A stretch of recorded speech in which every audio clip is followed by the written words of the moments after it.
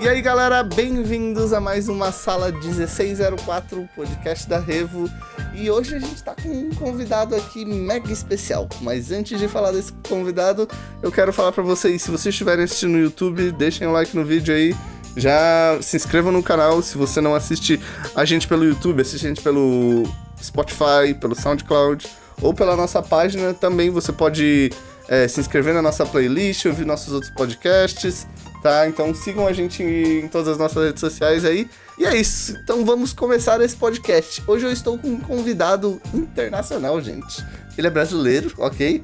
Agora ele está no Canadá e o nosso convidado é o Ale Barbosa.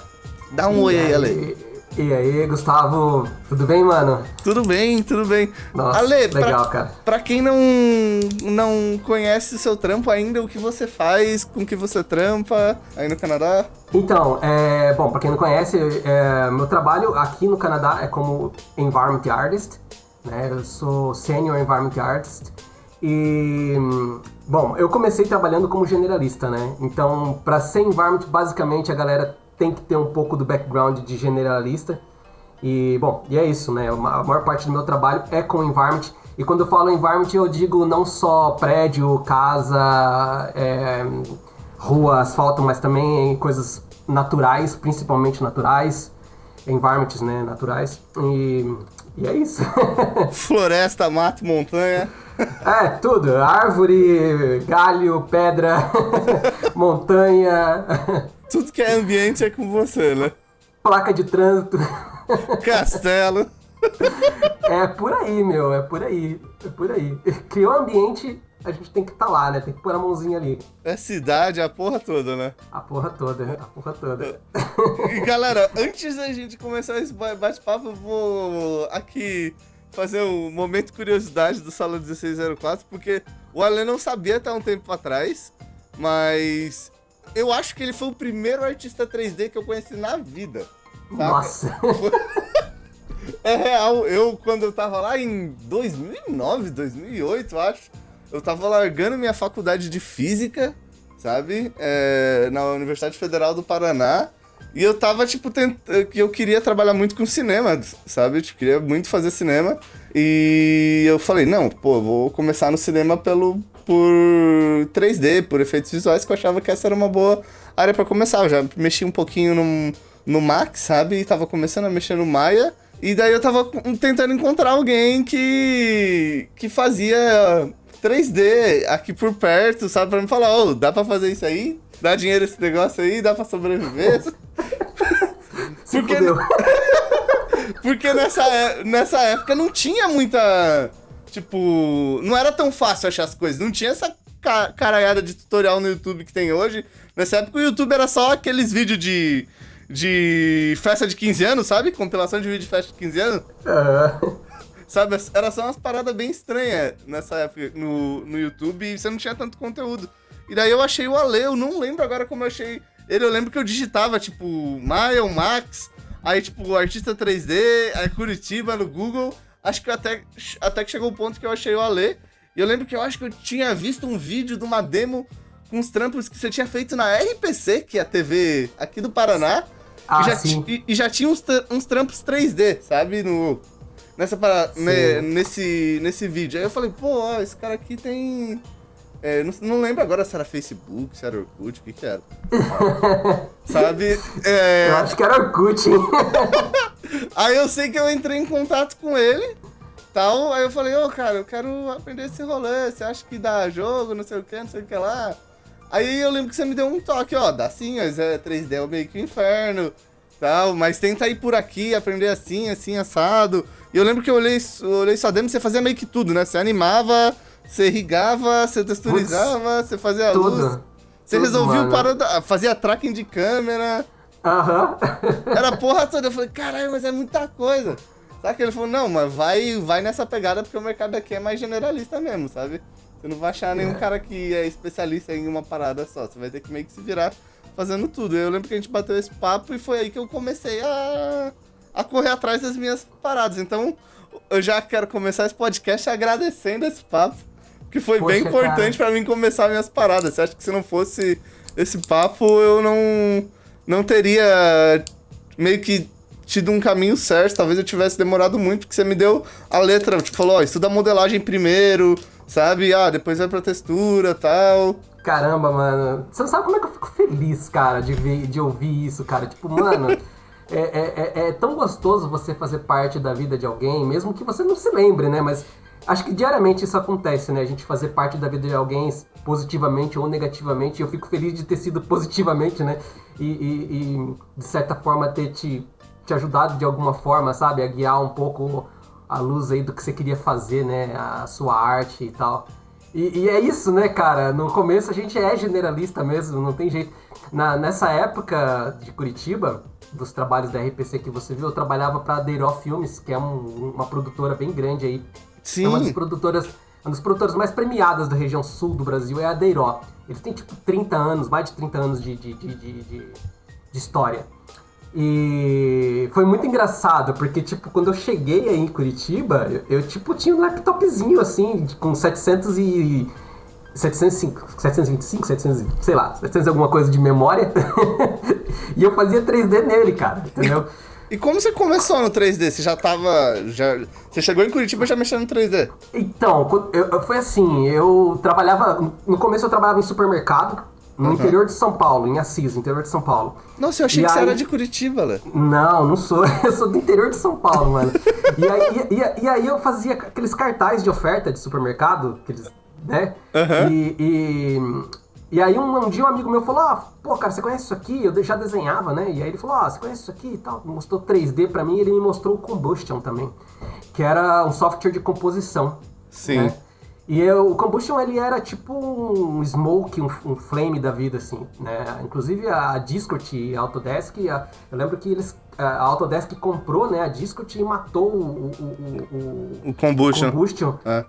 Porque o Combustion tava atrapalhando as vendas do Flame, né, e do Smoke. Porque ele era mais barato, né? Ele era, e cara, na época ele já fazia essas coisas de 3D, você colocar 3D dentro da composição, igual você consegue fazer hoje no Nuke. Sim. Você consegue fazer você já conseguia fazer isso com o RPF e o RLA, que eram os dois formatos equivalentes ao EXR que a gente tem hoje, né? Sim.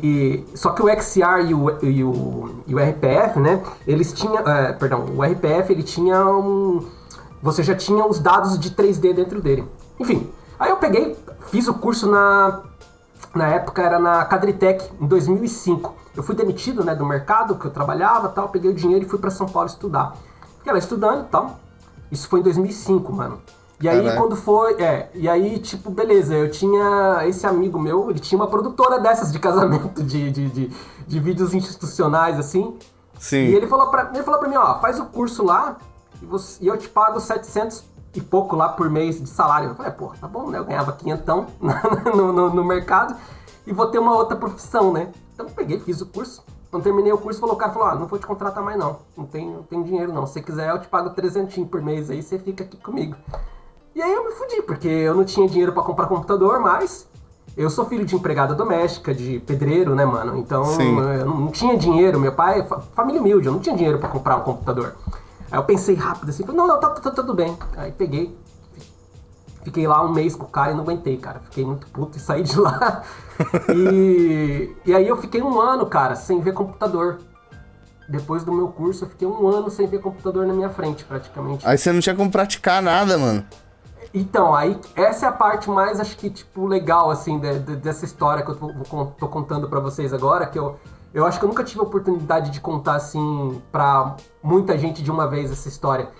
Eu estudava, sabe como, mano? Eu tinha apostila e eu ficava lendo as apostilas e eu tentava fazer na minha mente, tá ligado? Na minha cabeça, eu ficava tentando lembrar os botões do Max, né? E ficava tentando lembrar os steps das coisas. E chorava, né, cara? Porque eu queria tanto fazer aquilo, cara. E eu não tinha mais aquela oportunidade. Sim. Enfim, voltei pro mercado e tal. Aí um dia no mercado lá, trabalhando de novo, fazendo os cartazes. Um outro amigo meu, esse realmente foi um grande amigo, ele pegou e mostrou pra mim... Ele tava gravando, né, na verdade, um vídeo institucional pra empresa que eu tava trabalhando, pro mercado. E aí eu vi ele lá com a câmera e falei, pô, que legal, cara, você trabalha com câmera, não sei o que. Eu falei, pois é, eu tô gravando aqui um institucional. Eu falei, eu fiz um curso de 3D e de composição. pô, que legal, você não quer fazer uma vinheta pra mim? E aí eu dei aquela pensada rápida de novo, falei, ó, tem uma coisa melhor, o que você acha? De eu ir lá, fazer coisas de graça pra você, trabalhar de graça pra você me deixa usar o seu computador, estudar, e eu vou estudando e fazendo coisas pra você, só que eu só posso fazer isso depois do meu horário de trabalho aqui. Eu sabia que ele não ia poder me contratar e eu também tinha a segurança de estar trabalhando no mercado, né? Sim. E aí, beleza, mano. Fiquei, sei lá, uns 6 meses ali estudando com o cara e tal. Eu vou tentar sintetizar para não ficar muito... Não, pode falar, pode contar, não, pode... Esse é o momento de contar, manda ver. Assim, eu acho que pode servir, essa história pode servir de inspiração para aquela pessoa que tá aí ouvindo agora e que não tem muita grana, saca? Não tem tanto acesso, né, às coisas. E se ela perseverar, se ela tiver vontade, ela vai conseguir também, tenho certeza disso. Enfim, fiquei lá estudando uns meses e tal, com o cara. Quando foi, beleza, passou um tempo estudando lá, fazendo coisa de graça pra ele, eu consegui fazer um trabalhinho pra um cara, um comercialzinho, em troco de um notebook. O cara me deu esse notebook, aí eu já não ia tanto mais pra produtora do cara, ajudava ele, mas não tanto.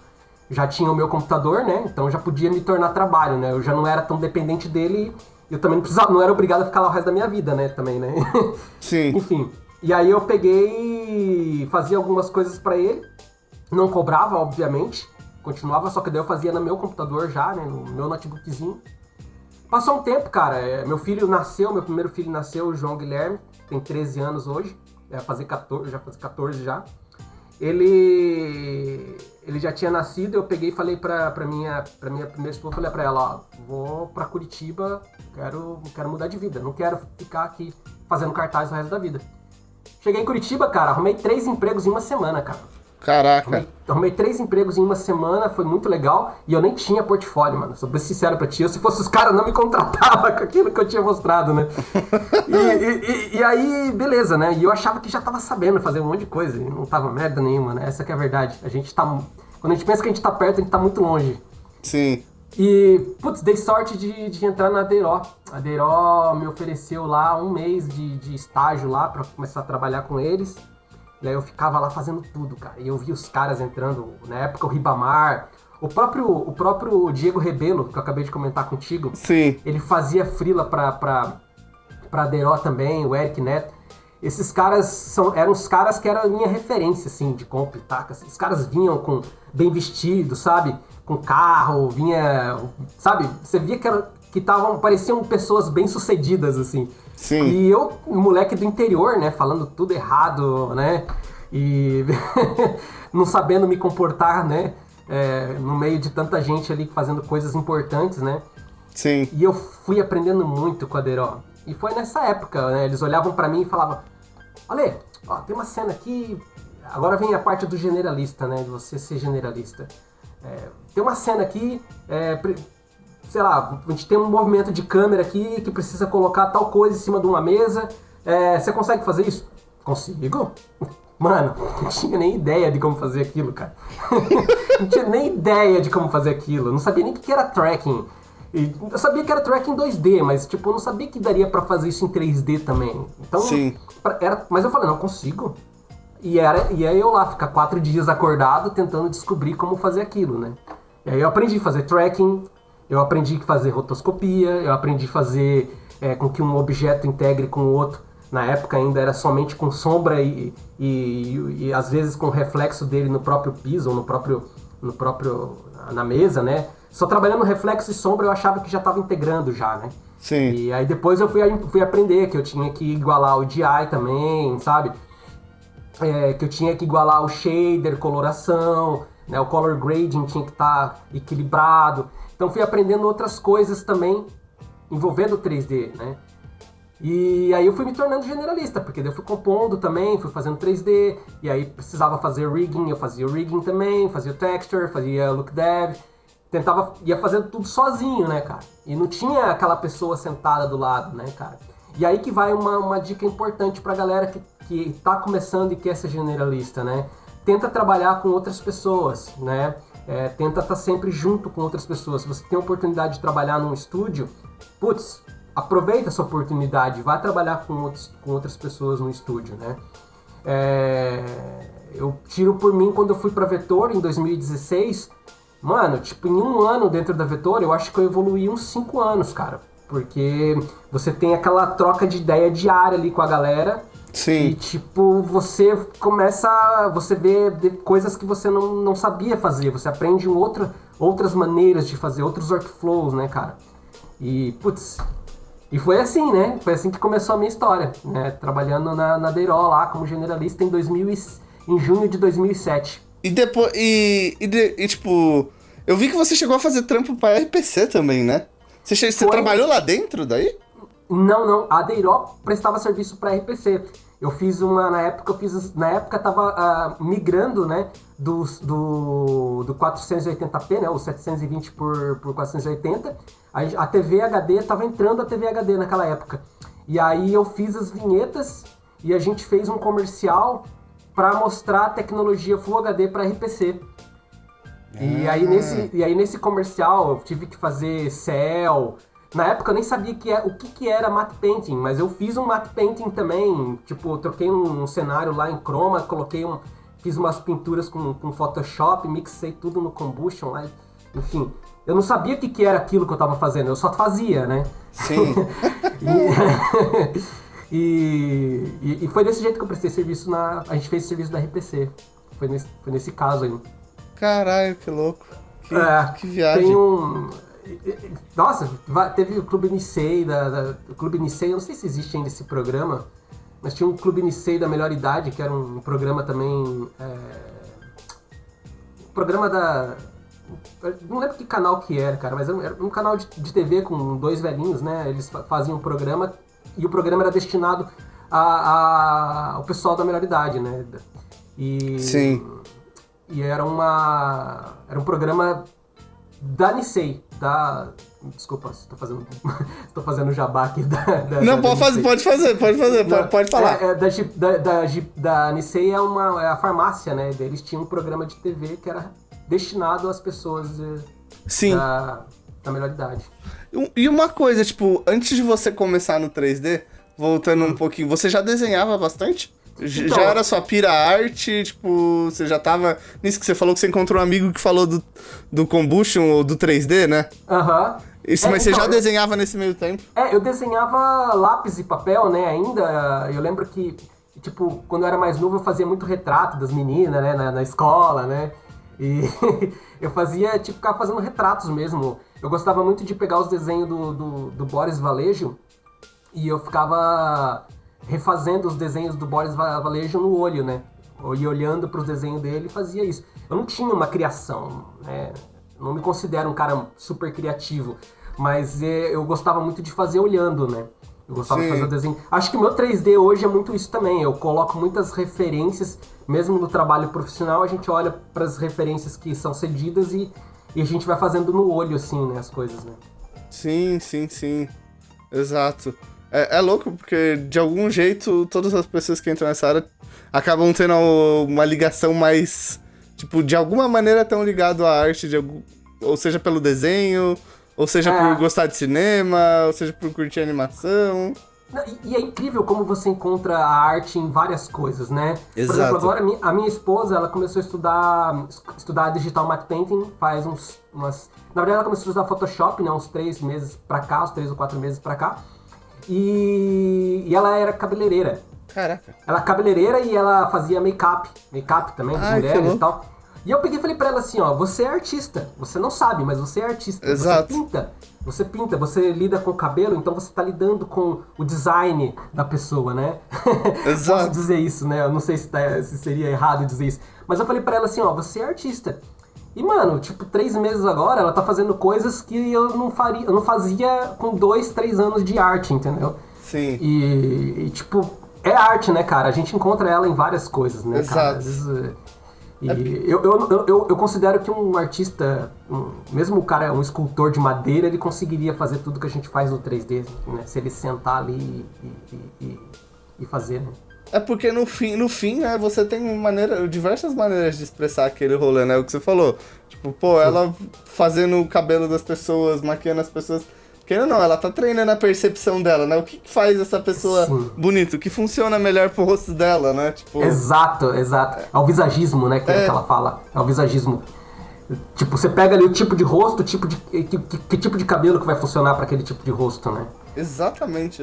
E o tipo de maquiagem que as mulheres fazem que vai combinar para tal situação, né? Para tal tipo de evento ou para tal horário, né? De coisa, né? Então. Exato. E né? nessa daí você tá treinando sua percepção, né? Sim. Você tá treinando, tipo, porque, querendo ou não, tem diversos elementos ali pra você equilibrar, né? Sim. E no 3D não é diferente disso, né? É exatamente isso também. São elementos diferentes, mas são diversos elementos que exigem sua percepção. Exato. E eu tava aqui olhando aqui no YouTube, mano, e aí eu encontrei aqui, se as pessoas quiserem ver meus trabalhos de 11 anos atrás, eu tinha um YouTube, né, eu não salvei mais nada nele, mas se você colocar lá Lê Barbosa 3D, YouTube, né, /user, /Ale Barbosa 3D, as pessoas vão ver meus trabalhos de 11 anos atrás, meus primeiros demo reels, as coisas que eu fazia naquela época lá. Pra quem tiver interessado em ver qual era o nível, né, de trabalho que tinha, você vai ver que não tem segredo nenhum, tá todo mundo junto. É só mais tempo de Caraca, eu tô vendo aqui os trampos e tem alguns que eu lembro. Esse esse do Honda Civic 3D aqui. Eu lembro desse, eu lembro. É legal ver, né, essas coisas, dá uma coisa assim, legal você ver as coisas antigas e... Exato. É muito louco ver como a gente cresce e evolui no rolê, né? Sim. E você vê, tipo, você pega esse do Honda Civic, você já tinha meio que o processo todo aqui, né? A hora que o Honda Civic cai, tem uma fumacinha. Eu fiz, cara, esse Honda Civic foi quando saiu na loja. Quando o Honda Civic saiu na loja, eu fui na Honda ali, que tem na Nossa Senhora da Luz ali, em Curitiba, né? Na Nossa Senhora da Luz aí tinha uma loja da Honda. Eu peguei a máquina fotográfica e fui lá na loja da Honda tirar fotos do carro. Tirei várias fotos dele pra poder modelar ele em 3D depois. Caraca. Aí eu modelei ele inteiro e fiz o rigging dele eu fiz com o Madcar, é um plugin bem legal, que daí você conseguia controlar com um controle de PlayStation. Então aí eu controlava ele, o carro com controle de PlayStation dentro do Max. Caralho, que louco. Sim, era bem legal. Hoje eu não tenho nem noção como fazer isso mais. Já apagou tudo da sua mente. Já, faz tempo. Nossa, eu lembro dessa demo reel aqui. Legal. Porque acho que foi bem na época que eu falei com você. Vendo ela foi 2008, 2009. É, exatamente essa. Faz essa época aí. Caraca. Relembrando suas paradas aqui. Mas uma coisa sobre... Por exemplo, aí você tava na Deiró. Quanto tempo você ficou lá? Eu fiquei na Deiró 3 anos, mais ou menos. Acho que não deu isso, cara. Deu uns 2 anos, mais ou menos. E tem uma coisa muito legal desse negócio da Deiró, que quando eu entrei na Deiró, né, que eu comentei que a galera vinha lá, fazia os freelance, e eles tinham um volume de trabalho muito grande na Deiró. E eu só fazia lettering na Deiró. Só fazia os letteringzinhos, não fazia muita coisa em 3D. Pra quem não sabe o que é lettering... Os lettering é só aquelas informações que vão na parte de baixo dos vídeos. Sim. Então eu não fazia muita coisa de 3D na época. Eu comecei a ter os meus desafios para descobrir as coisas, foi passando o tempo. 6 meses depois, eu me lembro que eu já não via esses caras que eram minhas referências entrando tanto, porque eu já tinha absorvido tudo que podia ser feito ali dentro, eu estava absorvendo, digamos que, sei lá, 80% do trabalho eu já tinha conseguido absorver. E eles até então não tinha muita gente fazendo 3D também, vale a pena lembrar disso. Os caras eram after, então eles resolviam tudo no after. Sim. Muito bom, por sinal. Aí quando eu comecei a aplicar 3D junto com o Combustion, foi uma coisa muito nova pra todo mundo ali, né? E aí eu comecei a ganhar um pouco mais de espaço. E aí também os clientes começaram a mandar trabalhos que envolviam 3D também, né? Apesar do 3D já não era uma coisa nova no Brasil, mas ali, né, no nosso âmbito ali em Curitiba, era uma coisa que não estava tão, assim, para comerciais de televisão, não estava sendo tão usado ainda, sabe? Tipo, o Vui, né? Vui Extreme. Caraca, você já tava usando essa parada nessa época, mano? Eu tava usando o Vui nessa época. Mas o Vui, eu tava usando ele pra criar... Sabe esses time-lapse de céu, por exemplo? Que você vê as nuvens passando rapidão? Então eu tava tentando descobrir uma forma de criar isso de forma mais atmosférica e orgânica possível, né? Sim. E aí teve uma cena, inclusive no comercial da RPC, né? Que a moça, ela vem assim, a câmera pega ela de baixo pra cima, e aí eu troquei o céu. O céu tava azulzinho, eu usei o azul do céu pra fazer tipo um chroma key, né? E troquei o céu, tirei o céu da cena e coloquei o céu de Vui em time-lapse em cima dela. Sim. E foi, tipo, foi na curiosidade, né, mano? Vai lá, se descobre, vai vendo como é que faz e tal, e vai aprendendo. Mas eu já tava usando o Vui nessa época também. Caralho, que sinistro. Tipo... E é um software que tá muito, tipo, na época... Sei lá, não conheço muita gente que conhece o Vui até hoje, né? Cara, até hoje. O Vui, TerraGen. TerraGen. O Vui, cara, tem uma empresa aqui em Montreal, ela chama Rhino VFX. É um estúdio, cara, deve ter, sei lá, 40 pessoas, eu acho, dentro, cara, desse estúdio. E eles fazem só environment, eles são especialistas em environment. E aí, quando eu falo environment, também envolve a parte de DMP, né, que é o Digital Matte Painting, e projeções, né, e tal. E eles usam Vui, eles usam Clarisse, e, obviamente, o Maya, né, lá. E muita coisa, né, muita coisa é projeção, matte painting mesmo. Sim. Enfim, é uma das poucas que eu conheço que usam Vui ainda, né. Exato. E eu até tava olhando pra ele aqui e eu fiquei pensando, será que eu baixo ele e dou uma experimentada de novo? Mas não dá, porque também eu comecei, acho que faz um mês, eu comecei a estudar o Unreal, né?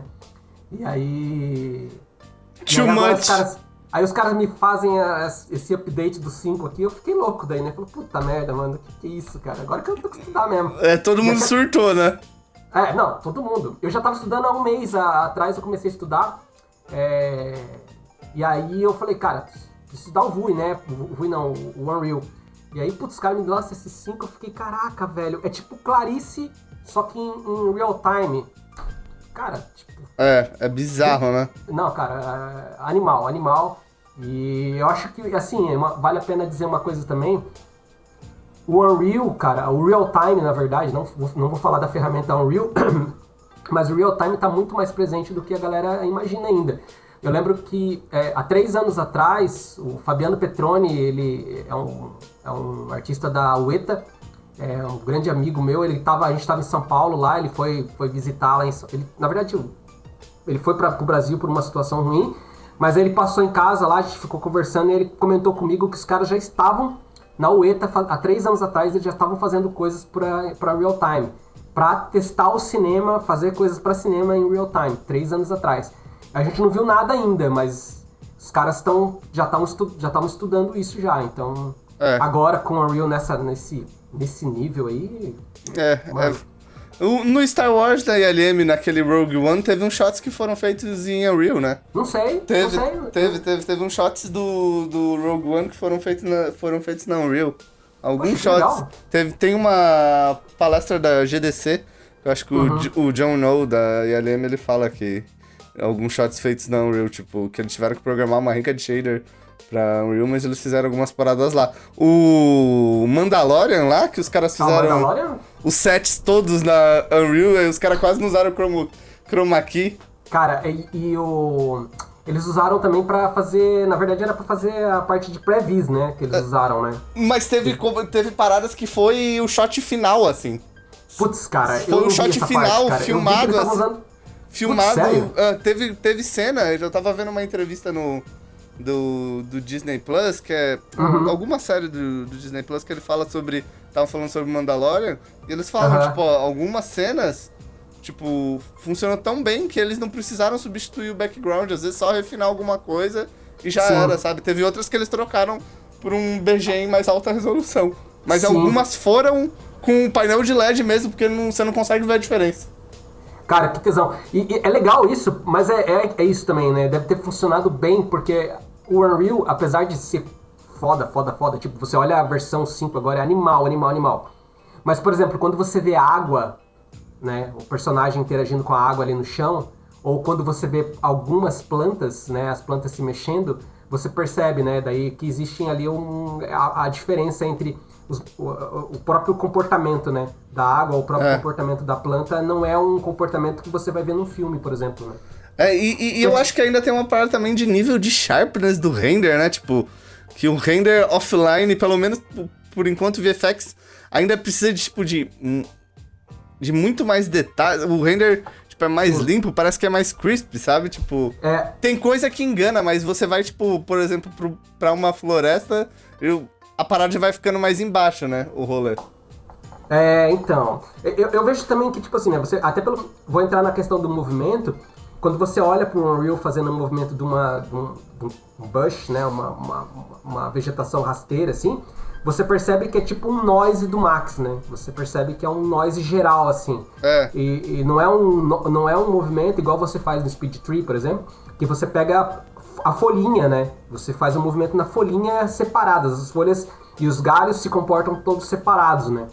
E no Unreal você percebe que é tipo aquele, né, o Lattice ou o Noise do Max ali se movimentando, né? Então, exato. Acho que essa ainda é uma coisa que eu vejo, né, que acontece. Com certeza, né, deve ter mais coisas ali, eu ainda não sou um expert no Unreal. Deve ter outras maneiras de criar mais movimentos ali ainda. Vamos estudar para ver isso, né, para descobrir. Mas eu acho que pra filme ainda vai levar um tempinho, mas tá chegando já, cara. Tá chegando. Sim. Inclusive, eu comecei a estudar Unreal porque um supervisor de um outro estúdio aqui de Montreal perguntou pra mim, né, se eu já tava sabendo usar o Unreal. E eu falei que não. E falei, mas eu posso aprender, eu quero aprender e tal. Falei, legal. Mas isso já é por contação de trampo. Você arrumar emprego, né? E a galera já tá cobrando. Você vai ver no LinkedIn ali, a galera que tá querendo entrar em VFX já começa a pensar no Unreal aí também como ferramenta, porque os caras estão começando a cobrar isso também. Sim. E me diz uma coisa, agora voltando pra sua história. A gente vai e pode, né? A gente vai e volta. Quando você saiu da Deró, você virou generalista, né? Sim, eu já. Sim. Não virou generalista não, virou freelancer, perdão. Não, cara, na verdade eu tava na Deiró e aí eu recebi proposta de uma outra produtora que sobreviveu, acho que em Curitiba durante um ano e meio ali, eu acho que eles ficaram em Curitiba, eles quebraram em um ano e meio. Tipo, caralho. Eles fizeram tudo errado. E aí eles estavam oferecendo o dobro de salário pra mim e pra algumas outras pessoas que trabalham em parte técnica também. Eles ofereceram o dobro, a Deiró na época não valia a pena pra Deiró cobrir, né? Obviamente eu também não sei, acho que eu não tinha esse valor que eu achava que tinha e nem eles, essa produtora acho que super me valorizou na época. Sim. E aí eu acabei indo pra essa produtora, fiquei lá acho que 9 meses. Aí eu vi que a empresa ia quebrar, os caras me deram o meu acerto, eu pedi pra sair, né? Pedi pra fazer um acerto. E aí eu comecei a fazer freelance. E foi legal que daí quando eu comecei a fazer freelance também, como generalista, eu comecei a pegar trampo do cabo a rabo também, né? Desde o 3D até a pós. E foi super bom, porque nos primeiros meses assim eu consegui dobrar meu salário de novo. Então, tipo, eu quadripliquei meu salário em um mês e meio, assim, em um ano e meio. Sim. Praticamente. Então, tipo, foi um crescimento bem rápido, assim. Aí também foi nessa época, um ano e pouco depois, em 2010, eu fui pra Curitiba. 2011 eu fui pra Joinville. Fiquei em Joinville mais um ano numa outra produtora pequena. E daí eu resolvi abrir o meu estúdio em Joinville, junto com o Júnior, Deutscher Júnior. Ele, é meu irmão, até hoje a gente troca ideia aqui, faz vários caos aqui, eu e ele. A gente abriu o nosso estúdio, chamava The Combine. Sim. Em Joinville. Se a galera quiser ver os trabalhos, se colocar no Vimeo ali, The Combine, as pessoas conseguem ver algumas coisas que a gente fez no Vimeo. E aí, enfim, não durou muito tempo também. A gente não conseguia... Tava difícil de conseguir trabalhos, assim, sabe? Tipo, que fossem rentáveis, assim. A gente não conseguiu se sustentar por muito tempo, não. Mesmo sendo nós dois, tava difícil, assim, de manter. Sim. Não, então, daí mas a gente fez muita coisa legal, a gente cresceu muito junto, eu e ele. Foi nessa época também que eu comecei a experimentar, pegar a câmera na mão, experimentar fazer luz, sabe? Entender como funcionava a direção de cena, direção de fotografia, enquadramento, tipos de movimento que você faz de acordo com o sentimento, né, que você quer passar. Sim. Enfim, aprender direção mesmo de cinema, né, de cena, né. E foi muito legal essa fase também. E depois disso eu fiquei freelancer de novo, por mais 2 anos aí, um ano e meio mais ou menos. Nessa época eu me mudei eu tinha me separado da minha esposa e aí eu fui morar em Cuiabá, Mato Grosso. Fiquei 1 ano em Cuiabá, Mato Grosso, que era onde eu tinha muitos clientes. E fiquei só 1 ano lá, não aguentei ficar muito tempo lá. E eu decidi que eu queria ir para São Paulo e eu queria trabalhar na Vetor. E eu falava que eu queria trabalhar na Vetor. E quando foi em 2015, no final de 2015, eu fui voltei para São Paulo, pro interior de São Paulo, montei minha demo reel e fui para São Paulo, capital. Fui visitar as empresas, visitei a Clan, visitei a Vetor. E aí, de cara, assim, o pessoal da Vetor me deu uma oportunidade para trabalhar lá. E aí eu entrei também como generalista na Vetor. Que louco. E foi legal na Vetor que, tipo, eu tive que aprender o Maya, né? Sim, porque até então era só Max, né? Era só Max. E aí na Vetor eu fui aprender o Maya. Na raça. E virar generalista no Maya. Que é mais difícil, hein? Que era mais difícil. Mas foi muito legal, cara. E aí foi nisso que eu falo, né? Que eu, junto com a galera, você evolui, mano.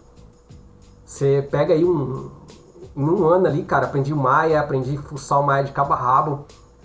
Eu acho até que eu sabia mais o Maya naquela época, quando, sei lá, no final de 2016 ali, eu acho que eu sabia mais o Maya do que hoje, assim, tipo... Porque eu tava estudando muito todas as ferramentinhas, todas as coisinhas dele. Depois você vai esquecendo, né? Você não tá usando todos os dias, você acaba esquecendo. Sim. Aí você tem que dar aquela pesquisada na internet pra lembrar o que era que você fazia, né? Sim, sim. E é legal falar isso porque as pessoas pensam que porque a gente tá aqui fora, a gente sabe tudo, e não é. Tá sempre aprendendo, né? Não, exato, mano. E é tipo, o tempo todo você tem dúvida e às vezes você vai ver pessoas ali que acabou de começar te ensinando alguma coisa também, sabe? Os júniors, né? Te ensinando alguma coisa. Sim. Tem que ter, a gente tem que ter essa humildade, né? Pra perceber que a gente não é autossuficiente, né? Total. Massa, mano. E depois da Vetor, você ficou quanto tempo lá? Na Vetor... Então, na Vetor eu fiquei de 2016 foi de janeiro de 2016 até maio... Até maio de 2017? Foi. Até maio de 2017. E aí eu recebi uma proposta para ser supervisor num outro estúdio. Sim. Para ser lead supervisor num outro estúdio. Era uma empresa chama B-Brands, não é um estúdio, é uma empresa de cosméticos, de produtos de beleza, mas que eles tinham um estúdio interno, a gente fazia tudo internamente, não Sim. tinha contratação de estúdio de fora. E aí tinha por volta de 8 pessoas trabalhando, eu era lead e supervisor ali, mas ao mesmo tempo artista, né? Não fiquei muito tempo, foi uma experiência bem boa, financeiramente e também no aspecto de você aprender a lidar com pessoas. Eu aprendi muito nisso, eu cometi vários erros mas foram bons pra mim cometer esses erros. Sim. E aprender alguma coisa com isso. Sim. E aí, depois disso, eu voltei pra Vetor de novo. Nessa época que eu tava como supervisor e quando eu tava na Vetor, já comecei a receber propostas para sair para fora. Já tava rolando propostas para ir para Axis, por exemplo, em Glasgow, né? Axis Animation. Sim. Eles chegaram a me ofertar a vaga lá pra ir como lead character, mas, porra, eu não tenho conhecimento não tinha conhecimento pra ser um lead de character e muito menos meu inglês, né? Não tinha nem inglês. Sim. Hoje ainda, meu inglês ainda é macarrônico ainda. Eu resolvo, meu inglês é pro trabalho, saca? É verdade, tipo, eu consigo me comunicar bem do trabalho, consigo defender o meu ponto de vista no trabalho, falar... Quando eu converso for fun, né, tipo, é mais complicado. O meu inglês ainda tem minhas limitações. Sim. Eu consigo me virar. É bom dizer isso também, né, porque... às vezes a galera se barra com medo do inglês também, não precisa, né? Dá pra enfrentar. Exato.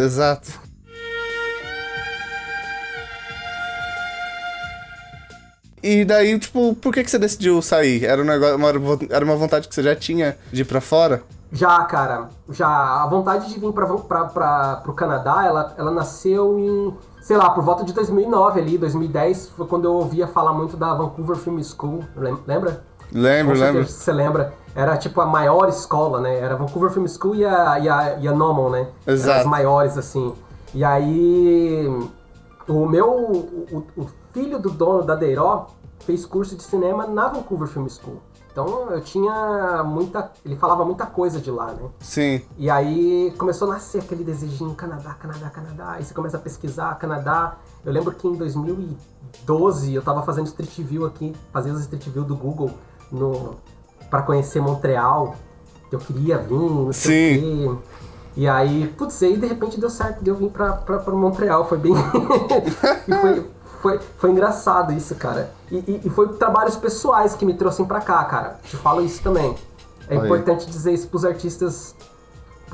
Não foi meus trabalhos profissionais que me trouxeram pra fora. Foram os meus trabalhos pessoais. Porque nos trabalhos pessoais você consegue colocar... As pessoas vão ver o seu nível, o seu real nível. Quando você mostra somente trabalhos profissionais... Sim. Você tem o olho do diretor, você tem o olho do supervisor... Tem a própria mão do cliente pra destruir o que você fez também, né? Ou às vezes melhorar, né? Nem sempre destrói, mas... Sim. Quando você trabalha... Quando você tá mostrando o seu pessoal, mano, é completamente seu aquilo ali. Entende? Você pode até ter feedback de alguns amigos teu, mas às vezes você filtra e não faz, ou faz, enfim. Mas é seu, né? Sim. E foi o que me trouxe pra fora, cara. Foi o que abriu portas pra mim... Trampo várias pessoal, vezes né? aí. Foi trampo pessoal. Foda. Não, mas é importante, né? Sim. E eu acho também, outra coisa importante também foi ter diminuído a minha quantidade de ser generalista, mano. Essa mudança... Pô, eu falo pra caramba, né, mano? Não, imagina, tá massa pra caralho. Vamos lá. Essa quantidade de ser generalista, eu diminuí, né? Eu não precisava fazer tracking, eu não precisava mais fazer... Principalmente quando eu fui pra vetor. Rigging, né? Animação... principalmente quando eu fui pra vetor, eu pude me especializar um pouco mais, diminuir o meu leque de generalista, sabe? Ficar mais em modelagem, textura e render. Exato, look dev, aprendi mais sobre grooming também. Sim. Eu comecei a usar o Yeti, né? Sim. E também o XGen. Então, deu pra dar uma melhorada muito significativa no meu nível quando eu diminuí o número de tarefas, assim, o número de coisas que eu tava fazendo, né? Inclusive, hoje, quando eu for fazer meus personagem ou criatura, eu já eu não faço mais o rigging. Eu faço o transpose master lá no ZBrush mesmo. Aí eu tenho um modelo base ali, que ele tá na posição neutra, eu crio um modelo que tá na pose e eu crio um blend shape, né? Sim. O Morph Target dele. O Morph Target do Max e o Blade Shape do Maya, né? Pra poder colocar na pose. E esse é o método que eu crio, que eu faço hoje. Eu nem faço mais o rigging pra, quando é trabalho pessoal. Sim. Uma coisa que eu acho que é legal comentar é que, ao longo da sua carreira você nunca teve medo de aprender nada, né? Precisa aprender um software novo. Não, vamos lá. Precisa aprender o Combustion, vamos, Maya, Max, o que seja. Você tá buscando sempre um jeito de resolver o trabalho final, né? Exatamente. E tem uma história bem interessante sobre isso, Gustavo.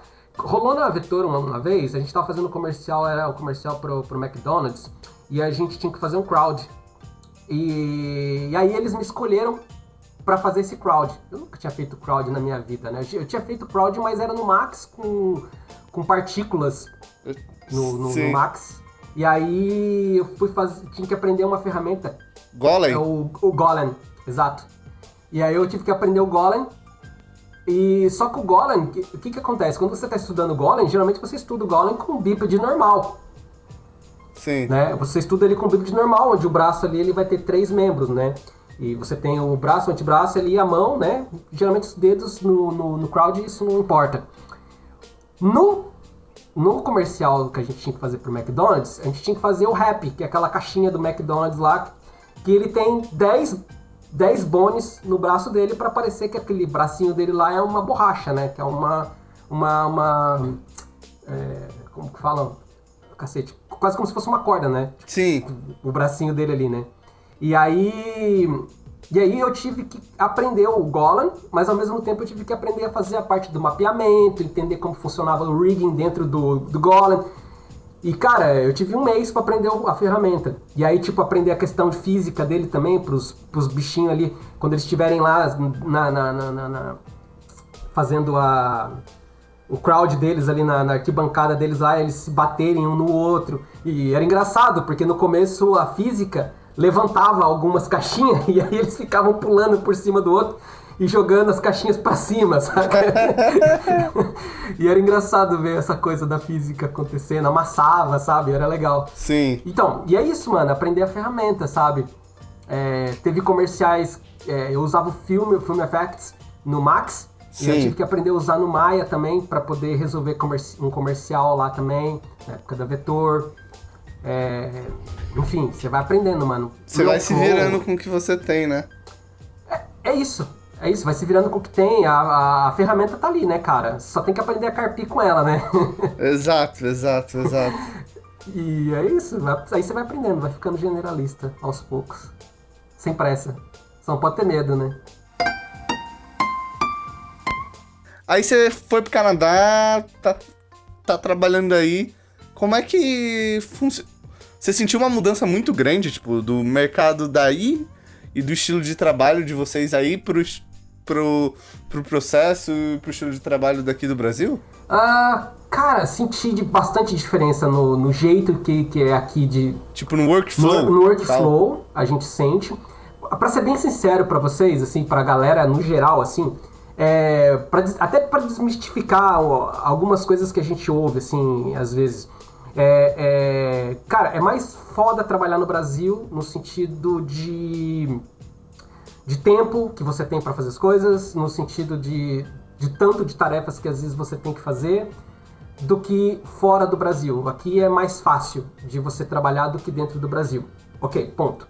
Mas Sim. Aqui você é mais cobrado pela qualidade e você é mais cobrado diariamente. Então aqui a gente tem as dailies, né, que às vezes elas, pra mim, teve vezes de ser 2 vezes no dia. Isso é bem estressante, essa parte é bem estressante, você ter que mostrar todos os dias um update do que você tá fazendo, às vezes 2 vezes no dia, e aí tipo, mano, o que você quer que eu mostre? Você quer que eu mostre a minha V pra ti, saca? Você passa 2 dias fazendo V. Então, tipo, né, é foda, e você tem que achar uma maneira de estar apresentando sempre um update do seu trabalho. Isso é bem... Porque o que acontece é que eles te pagam por hora, né, de trabalho. Sim. E aqui você... Quando você vai fazer hora extra, por exemplo, aqui, você tem que pedir permissão para fazer hora extra, né? Você tem que explicar para qual shot que você está fazendo hora extra. Então existe todo um controle não só de produção, mas financeiro também por trás, né, cara? E nesse sentido você começa a sentir bastante diferença nesse tipo no processo, sabe? E o que mais? Feedbacks. Você tem muito feedback aqui. Feedback do supervisor, você tem o CD Supervisor e o VFX Supervisor. Né? O VFX Supervisor ele vai olhar o shot como um todo e vai dizer o que ele quer. O CD Supervisor ele vai ver mais a parte mais técnica do trabalho. O detalhe do 3D, sei lá, a pedra quebrada que tá ali, a areia que que você esculpiu ali no ZBrush e fez o caimento dela, se o comportamento dela tá crível, né? Tá real ou não. Enfim, a forma como você distribui as coisas no chão, se tá condizente com como aconteceria isso se fosse verdade, né? Se fosse simulado ou não. Porque às vezes você tem que fazer manualmente essas coisas, nem sempre é simulado, sabe? Né? E aí, sim, enfim, o cara vai te dar o feedback, saca? Das coisas técnicas, e aí você tem que estar apresentando updates o tempo todo. Então essa é uma parte que você evolui, você cresce, principalmente o olho. Não vou dizer tecnicamente, não vou falar de software, eu acho que não é isso que cresce a diferença, mas você cresce o olho. O olho fica treinadíssimo. porque antes você começava... eu lembro que nas primeiras deles, mano, foi assim... Eu olhava o supervisor falando, tipo... Você tá vendo essa sujeirinha aqui nessa placa de trânsito que tá aqui e tal? Então, se você parar pra pensar, a gente tá lidando com um ambiente que ele é seco. Faz 10 anos que não chove. Então, você não teria esse rust aqui, como que é, cara? A ferrugem. Você não tem essa ferrugem. Porque não tá chovendo. Que ela vem da umidade, exato, né? Você não teria chuva aqui, entendeu? Talvez você tenha um desgaste da cor por conta do sol, tal, porque o sol tá mais permanente em cima daquela superfície, tal, mas você não tem essa ferrugem, saca? Então é verdade, né, cara? Pô, aí você começa a olhar, você começa a criar uma história pra dizer o porquê daquilo ali tá ali, entendeu? É igual você fazer um personagem e ele tá, tipo, usando uma armadura aqui no peito, né, e uma ombreira, por exemplo. E aí você pega um puta corte aqui, corta na ombreira da armadura dele, mas isso... E você percebe que para de repente às vezes o modelador para de repente na ombreira. Aquilo não dá continuidade pro peito. Então, mas por quê? Por que não continuou pro peito? Nem que fosse um pouquinho, saca? Só faz um risco por fazer, sabe? Faz um scratch ali por fazer. Não, você tem que contar a história daquilo ali. Por que aquilo ali tá naquela posição, né? Como que aquilo ali afetou, uma peça afetou a outra, sabe? Como todo um environment dessa história afetou um elemento ao outro, né? Sim. É muito importante isso, porque às vezes a galera não tem essa noção, né? Tipo, porque hoje tá muito mais fácil você fazer as coisas, né? Antes no Photoshop você tinha que, tipo, ter mais trampo pra texturizar as paradas. Sim. Hoje você bota lá nos Smart Materials do Substance e... tipo, já tá tudo os mapas pronto, glossiness, specular, sabe? Diffuse, bump, a porra toda ali. Mano. Eu lembro que quando eu comecei a fazer 3D, a gente pintava o displacement no Photoshop, né, cara? Exato. Eu cheguei a pintar displays no Photoshop também. E é legal, né? É legal você ter esse background, né? Você ver isso evoluindo e você ter noção, porque acaba te dando um conhecimento, assim, né? Tipo, de saber como as coisas funcionam realmente, né? Por trás dela, né?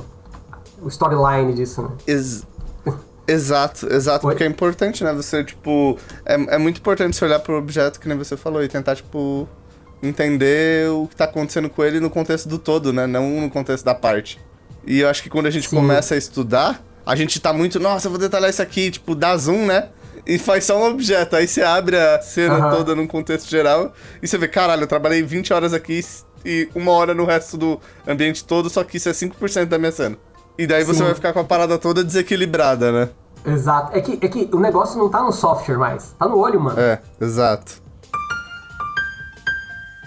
E uma pergunta pra você, tipo, aí já entrando dentro da sua vida no Canadá, a comunidade brasileira aí no Canadá é muito grande.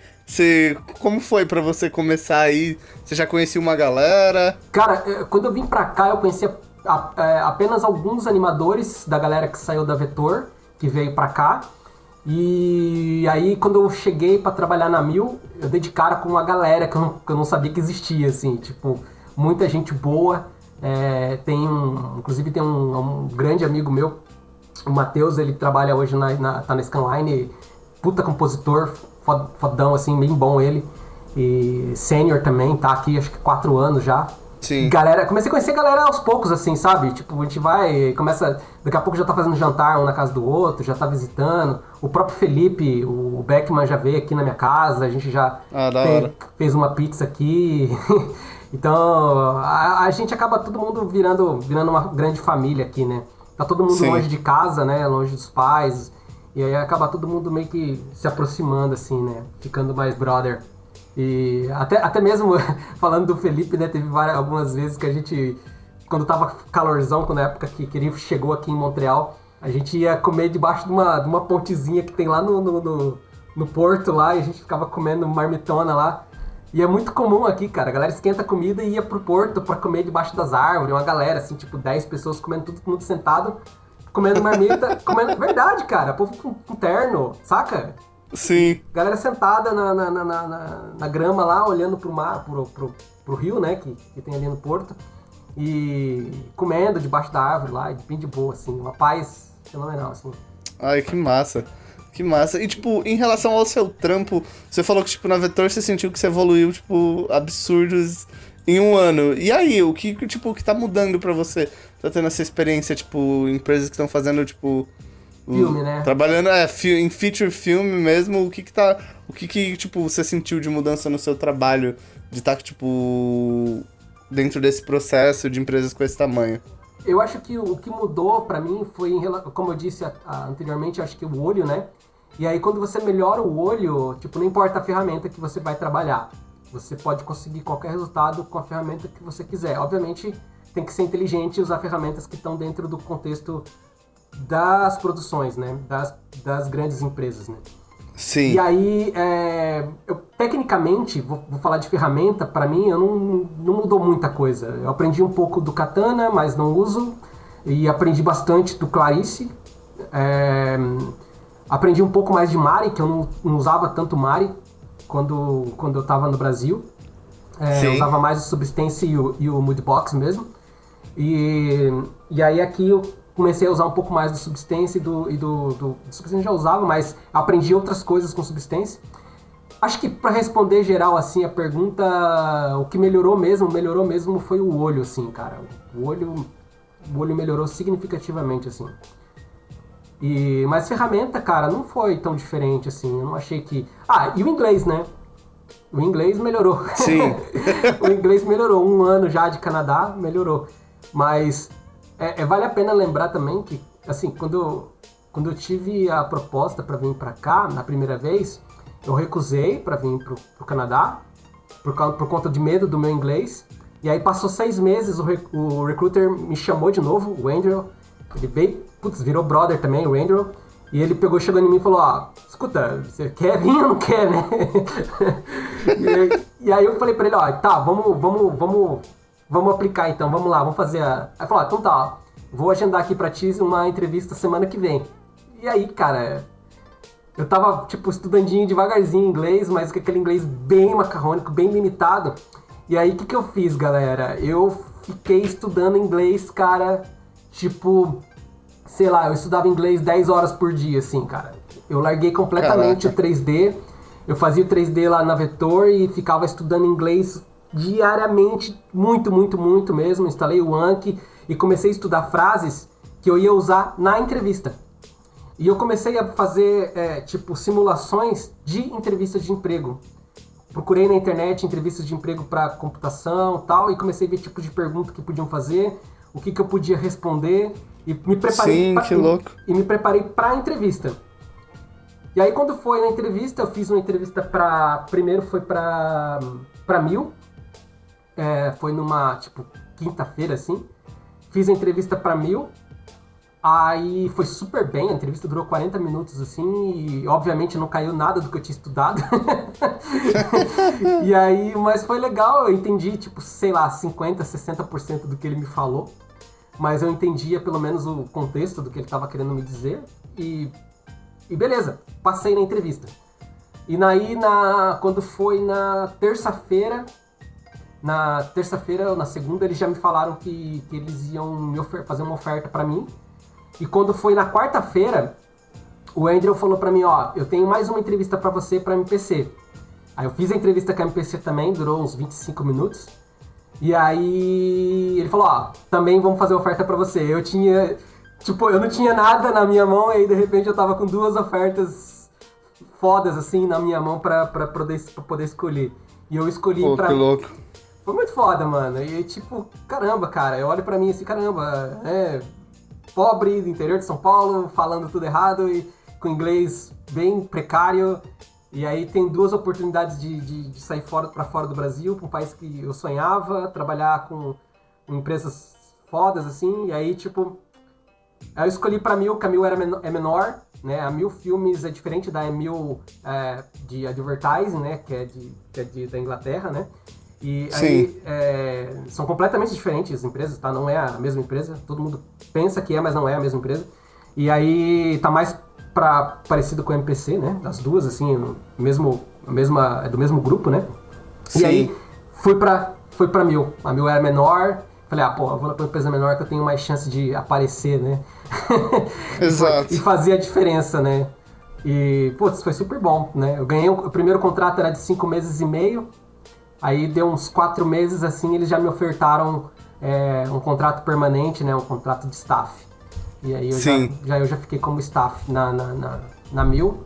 Não sei agora como vai acontecer, por conta do Covid aí, o que vai acontecer com as coisas vão rolar, mas estamos esperando. Estamos esperando, né? Não tá nada certo pra ninguém aqui, né? Tá uma situação bem complicada, porque no geral, assim, a indústria do cinema depende de Hollywood. Então, estamos todo mundo meio que esperando para ver o que vai acontecer. Algumas empresas não pararam, estão produzindo ainda, com muita coisa para produzir, porque já passaram da parte de pré-produção, né, de captação, então só na parte de pós. Então estão conseguindo levar aí. Mas uma coisa boa pra galera que gosta de cartoon, gosta de animação, é que as empresas de animação agora vão crescer muito. Esse eu acho que é o futuro, vai crescer demais as empresas de animação. E full CG, né? A galera também vai começar a gravar muita coisa.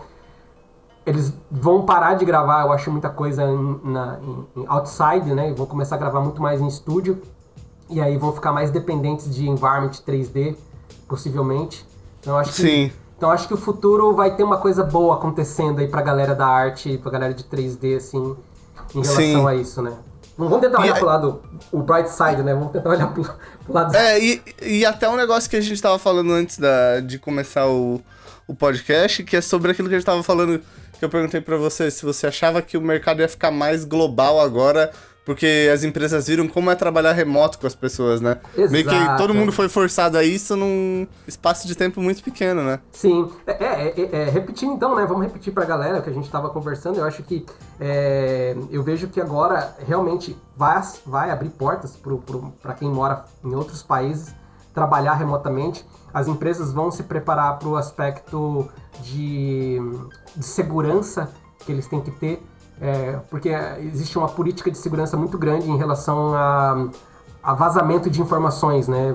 Vazar um print de um filme, por exemplo, ou de alguma coisa assim que a gente tá fazendo e aí, tipo, sair de vazar, né? Enfim, eles com certeza estão trabalhando agora para resolver isso e começar a trabalhar com a galera mais remotamente. Com certeza, cara. Com certeza.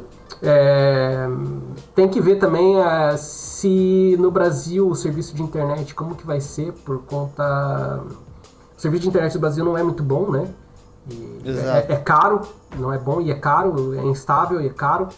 E tem que ver como que isso vai funcionar também, né? No fim das contas, mas eu acho que é uma tendência geral deles melhorarem também, né? Porque, tipo, vai ter mais gente precisando trabalhar remoto e vai ser uma demanda maior pra eles também. Aumenta a demanda, aumenta a concorrência, né? Exato. A galera vai querer mais estrutura, vai querer exigir mais as paradas também. Sim.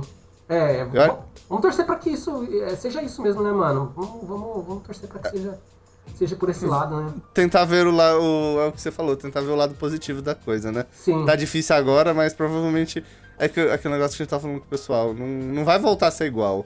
Não. Vai ser um bagulho diferente depois disso, mas talvez seja um diferente melhor, sabe? Sim. E vai ser um diferente que a gente vai ter que aprender a se acostumar a fazer o quê? Sim. A vida, não tem muita opção. Não é como se estivesse acontecendo com uma ou duas pessoas, é o mundo inteiro. Sim. A gente vai se acostumar e a gente vai aprender a lidar com isso e vai tirar de letra. A gente O ser humano, ele sabe lidar com as mudanças, né? A gente se acostuma com coisa boa e a gente se acostuma com coisa ruim, né? Essa que é a verdade. Exato, Então...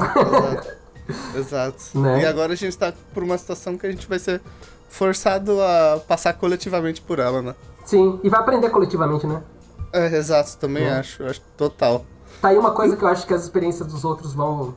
A experiência do outro vai ajudar a gente, né? Diferente de muitas coisas na vida, a experiência de outras pessoas vai ajudando umas às outras, não tem? O que você perguntou? Então, pra gente fechar o nosso incrível podcast, tá muito da hora a conversa, tá muito... Passou rápido, né? Passou, já vai dar 1h30 de podcast. Caramba, sabe? Fala pra cacete. Então, eu queria que você... Primeiro, eu queria te agradecer pelo podcast, porque foi muito da hora. É muito massa a galera conhecer um pouco dessa história. Eu queria muito conseguir fazer um podcast com você, sabe? E obrigado por ter aceitado fazer esse podcast com a gente, tipo, de verdade. A gente agradece muito.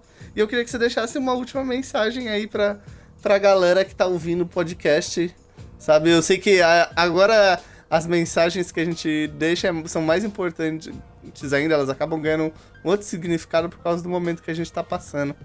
Sim, sim. Pô, eu não ensaiei pra isso, cara. Bom, primeiramente eu vou agradecer, né? Vou agradecer você por me contar a história do nosso passado aí. Muito legal, agradecer também pelo convite. Eu tava esperando uma oportunidade para poder contar um pouco do meu trabalho, contar um pouco da minha vida, compartilhar um pouco das minhas experiências, abrir um pouco também das coisas que eu passei, que de repente pode servir para aquela pessoa que tá aí, aquele artista que tá meio que perdido, né? Ou que por falta de ter dinheiro ou por, né, falta de estrutura ainda não conseguiu chegar lá, né? Eu acho que a gente está passando por um momento difícil, realmente. É um momento que tá todo mundo meio que parado, é um momento que os trabalhos estão poucos. E é um momento que a gente não pode ser fraco. O mundo agora está fragilizado, mas a gente tem que ser forte agora, porque depois que tudo isso passar, nós seremos mais fortes ainda, né? Então, eu acredito que se você é artista que está aí, que está meio desanimado, não está esperançoso, resgate as suas esperanças, continua estudando, foca nas coisas que você quer, no que você quer fazer, foca no seu trabalho, foca na sua arte, não desista, né? Continue sempre mostrando, compartilhando. Se tiver a oportunidade de trabalhar com outros, vá trabalhar com outros, porque isso vai te ajudar a evoluir. Não se prenda tanto às ferramentas, se prende mais ao olhar artístico, ao olhar global das coisas. Não importa se você está fazendo environment, se você está fazendo criatura, tudo tem que ter uma história contando por trás daquilo ali. Então, foca muito mais no resultado do que na ferramenta. E é isso, mano. Acho que valeu. Eu não sei se foi bom, se foi ruim, mas foi de coração. Foi ótimo.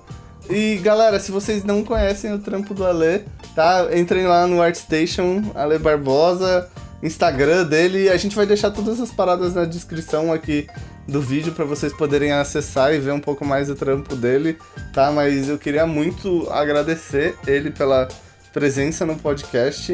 E eu espero que vocês curtam esse podcast tanto quanto eu curti. Acredito que vocês vão gostar muito. E é isso, gente. Se você ainda não comentou nesse vídeo, deixa seu comentário aí, manda uma mensagem pro Ale, fala sobre o podcast, sabe? Manda mais perguntas para ele aí na nossa aba de comentários do vídeo. Sim. E é isso, galera. Espero que vocês estejam... Não vai falar mal, não. Espero que vocês estejam bem aí, todos na casa de vocês, se cuidando da família de vocês. A gente se vê na semana que vem para mais uma Sala 1604. Valeu, Ale, valeu, pessoal. A gente se vê na próxima. Valeu, Gus. Até mais. Uhul!